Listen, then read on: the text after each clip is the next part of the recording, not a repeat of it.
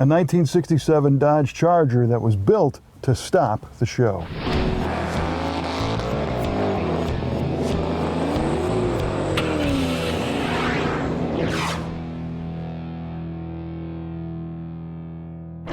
There are show cars, and then there are factory-built show cars like our 1967 Dodge Charger.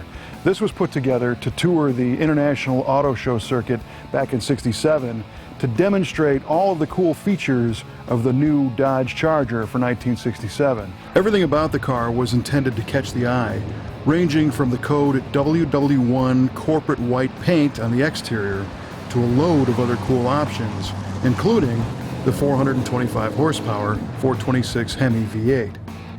Your typical Hemi car customer was more about speed than luxury and convenience, but Dodge really wanted to show what was available to Charger buyers, so the list of optional equipment is pretty long on this car.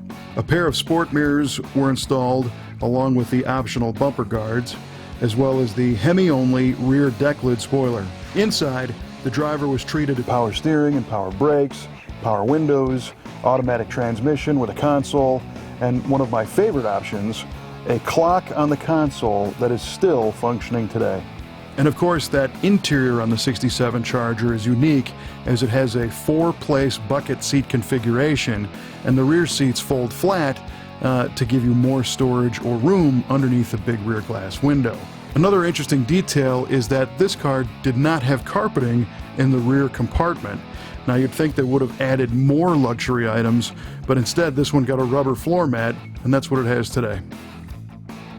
Today, we see many modern cars with retro styling designed to modernize the look of an earlier version of a car from decades ago.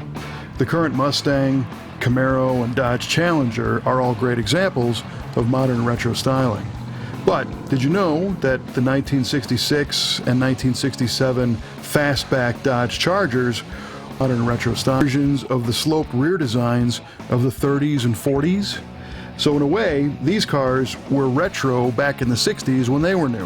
1966 and 67 Charger styling has always been controversial.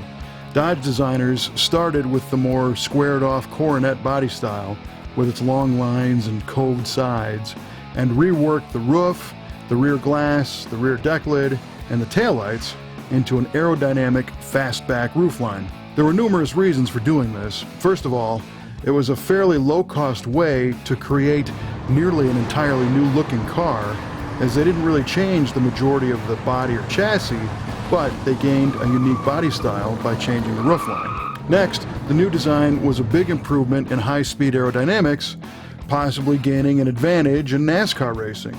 And this was back in a time when NASCAR had to run cars that were extensions of consumer cars. The weekend winners became weekday sellers at the dealerships, so NASCAR was extremely important to the automakers. This car features the Hemi-only bolt-on rear wing, an element intended to further improve high-speed performance on the NASCAR track. To be legal to race, the wing had to be installed on production cars, although this one was installed backwards from day one, and the restorers decided to keep it that way when they refreshed this car. It's part of the history, and it's kind of cool looking. And when it comes to the restoration, the crew was careful to be as faithful to the original as possible, which included keeping the underside details like the gloss black frame rails. Purists would suggest that this would have been an over-restoration, but this car was special and it was displayed with the bottom side visible back in 1967, so Dodge made sure the underside was nicer than your regular production Chargers.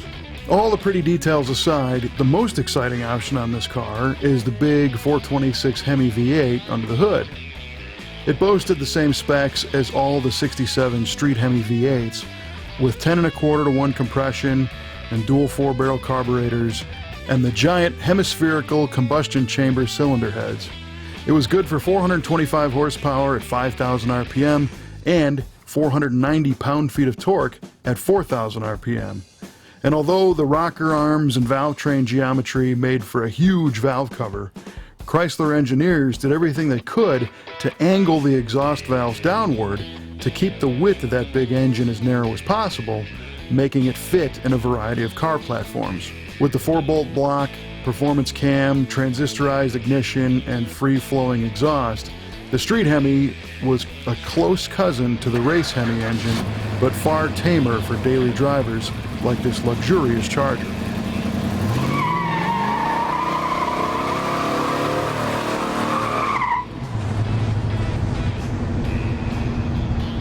Although Charger sales slid in 1967, these days, these cars seem to be gaining in popularity.